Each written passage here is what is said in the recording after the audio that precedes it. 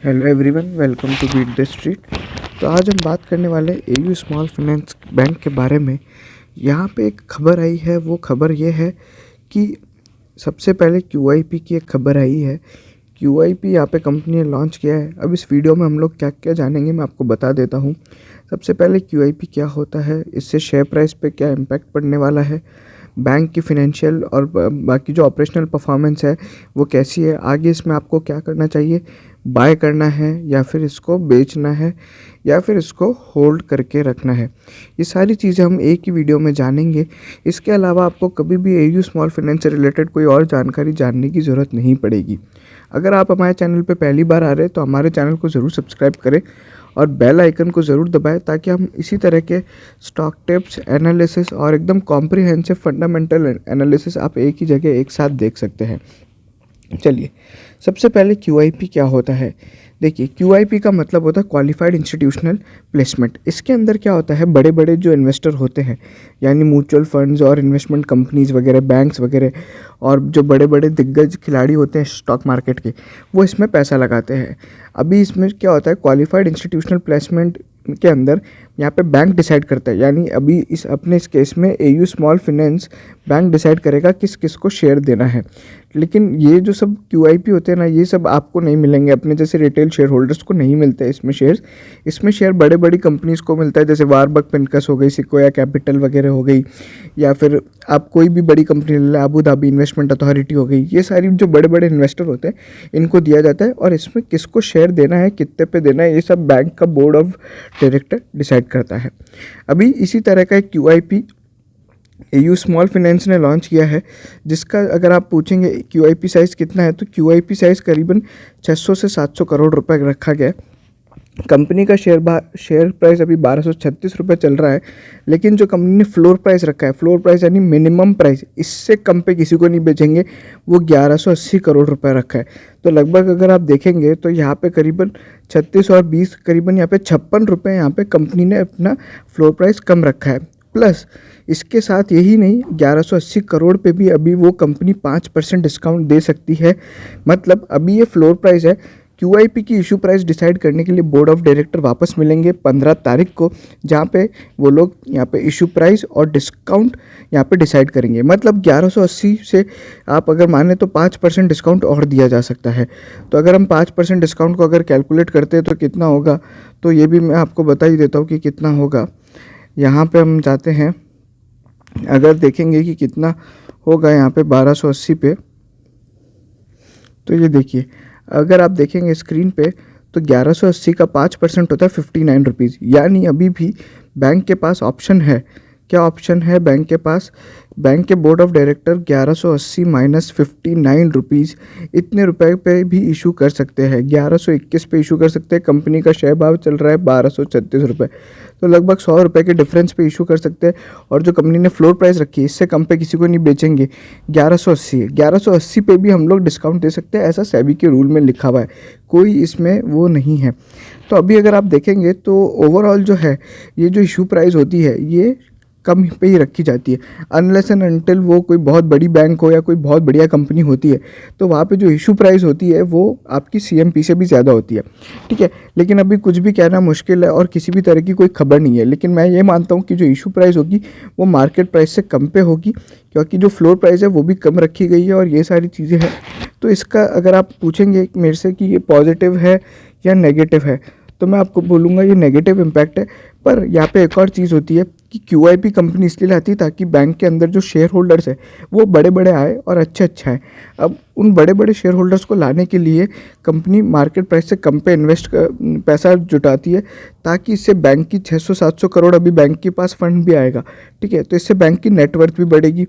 और यहाँ पे कंपनी के शेयर होल्डिंग में अगर कोई बड़ा दिग्गज प्लेयर आता है, मैं एग्जांपल के तौर पे बता रहा हूँ, मान लीजिए राकेश झुनझुनवाला आता है, तो कंपनी के जो शेयर प्राइस है और ओवरऑल जो सेंटिमेंट्स होते हैं वो काफ़ी पॉजिटिव क्रिएट होते हैं। ठीक है, तो अभी ओवरऑल जो शेयर प्राइस पे अभी कुछ भी कहना मतलब मुश्किल होगा, क्योंकि इस पर कितना इम्पैक्ट आएगा, कैसा आएगा, ये तभी पता पड़ेगा जब इशू प्राइस और डिस्काउंट डिसाइड होगा। ठीक है, इसके अलावा अगर हम बात करें, बैंक यहाँ पे अर्लियर बैंक ने 2500 करोड़ की ऑलरेडी यहाँ पे अपना उसके लिए शेयर होल्डर का अप्रूवल ले चुका है।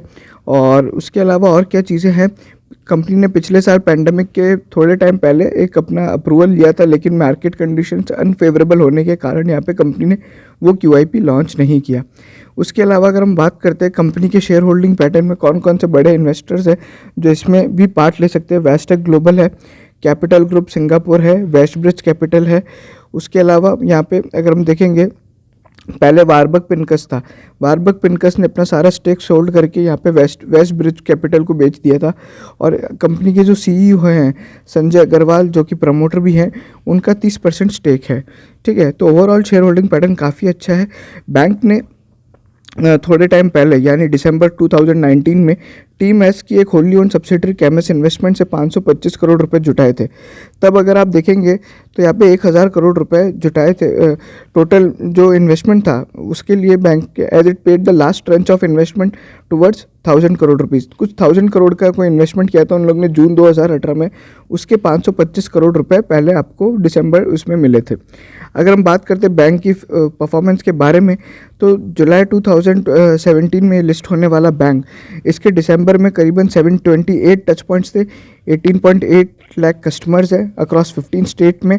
अगर हम बात करें टोटल लोन्स कंपनी ने कितने दे रखे, 30,300 करोड़ के।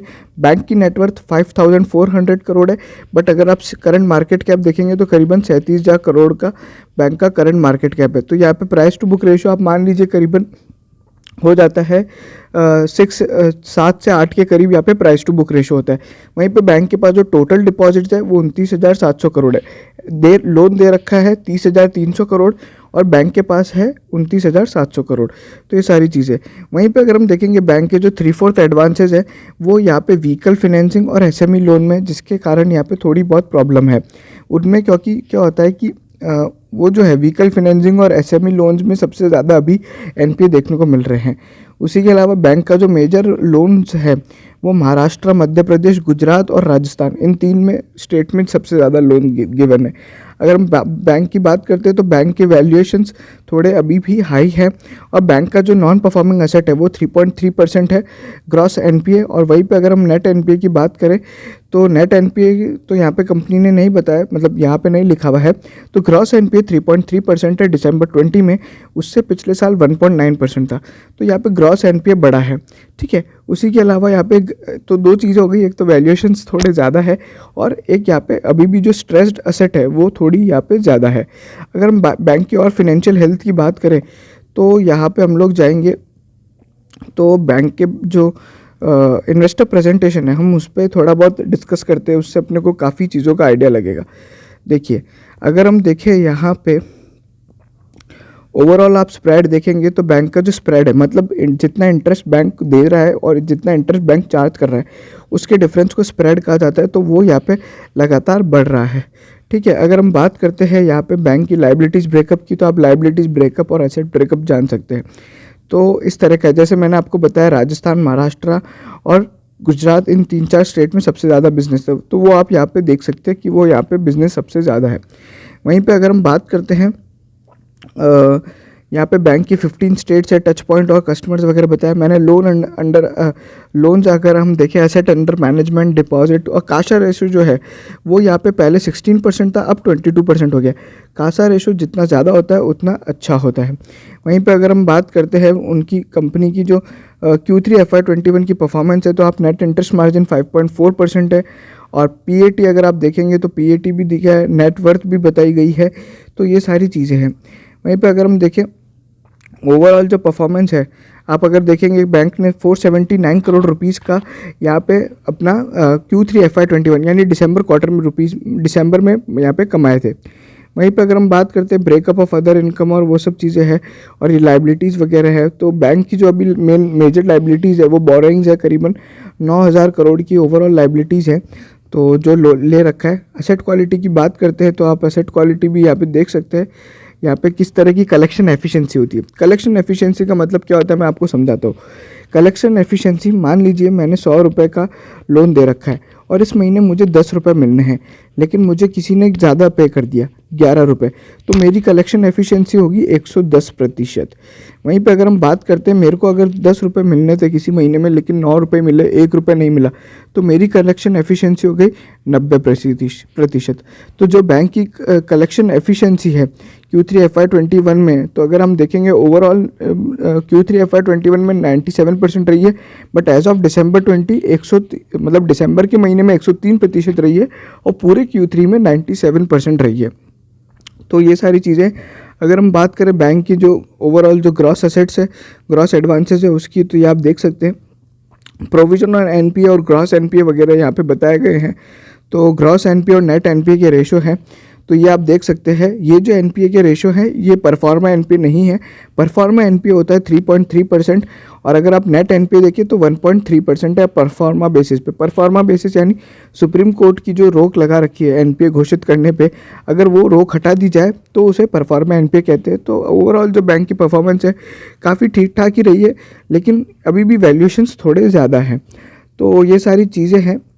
बैंक ने काफ़ी यहाँ पे प्रोविजंस वगैरह भी बना रखे हैं, और भी काफ़ी डिटेल दी है, बट उसमें हम लोग ज़्यादा बात नहीं करेंगे। मेजर मैं आपको बता सकता हूँ कि जो बैंक का डिजिटल बैंकिंग पे काफ़ी ज़्यादा फोकस है। अभी थोड़ी टाइम पहले जेएम फिनेंशियल को कंपनी ने अपनी एक इन्वेस्टर मीट के अंदर यहाँ पे एक प्रेजेंटेशन प्रेजेंट किया था, जिसमें डिजिटल बैंक पे सबसे ज़्यादा फोकस बताया था। अब आप मुझसे पूछना चाहेंगे कि इस पर हमारी राय क्या है।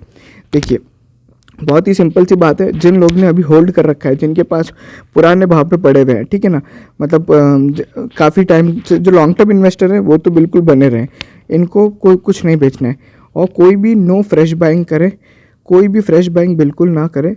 और उसके अलावा जो एक और बात मैं बोलना चाहूँगा कि अभी थोड़ी बहुत आपको स्टॉक में गिरावट देखने को मिल सकती है। 1236 का भाव है। QIP 15 तारीख को पता पड़ेगा कि इशू प्राइस कितनी है, तो लगभग यहाँ पे जो गिरावट आ सकती है वो 1150 रुपये तक की आ सकती है। लेकिन अभी भी मैं बोल रहा हूँ कि इशू प्राइस पे ही डिपेंड करता है। अभी बैंक और बाजार इसको किस तरीके से लेता है इस खबर को, ये अभी भी देखना रहेगा। बट ओवरऑल मैं आपको बोलूँगा फ्रेश बैंक बिल्कुल ना करें, और 1150 के लेवल का वेट करें। जिस तरीके से बाजार में काफ़ी रैली देखने को मिल रही है, तो अभी आप एक बार वेट एंड वॉच पे रहें। और शॉर्ट टर्म इन्वेस्टर्स को अगर यहाँ पे मैं बोलूँगा कि अगर आपको 1280 रुपये तक के भाव मिलते हैं तो आप यहाँ पे एक बार निकल लें, ठीक है ना। और 1250 और 1280 तक के भाव अगर मिलते हैं तो आप यहाँ पे अपना पोजीशन एग्जिट कर सकते हैं। लॉन्ग टर्म जो हमारा टारगेट है इस कंपनी के लिए वो करीबन हमारा 1350 का है। तो ये सारी चीज़ें, बट अभी भी जो वैल्यूएशंस है थोड़ी हाई है। ग्रॉस एनपीए एसेट क्वालिटी में प्रॉब्लम है, और जो फ्लोर प्राइस है वो डिस्काउंट पे रखी गई है, तो उसके कारण हमें देखना रहेगा कि किस तरह के हम लोग को इम्पैक्ट देखने को मिलते हैं। बाकी ये वीडियो यहीं ख़त्म होता है। हम लोग जल्द अपडेट करेंगे आपको वापस इशू प्राइस के साथ। अगर आप हमारे इसी तरह के वीडियो और देखना चाहते हैं, यानी स्टॉक टिप, स्टॉक एनालिसिस, बहुत से लोग यहाँ पे आपको स्टॉक एनालिसिस ज़रूर बताते होंगे, लेकिन इस तरह के share price, target price, long term, short term, buy sell hold, ये आपको बहुत कम लोग बताते होंगे। तो इसी तरह के स्टॉक टिप्स और साथ ही में स्टॉक एनालिसिस अगर आप देखना चाहते हैं तो हमारे चैनल को ज़रूर सब्सक्राइब करें, बेल आइकन को ज़रूर दबाएं, शेयर कीजिए हमारा AU स्मॉल फाइनेंस का वीडियो सभी AU स्मॉल के शेयर होल्डर्स के साथ। आप सभी का बहुत बहुत धन्यवाद।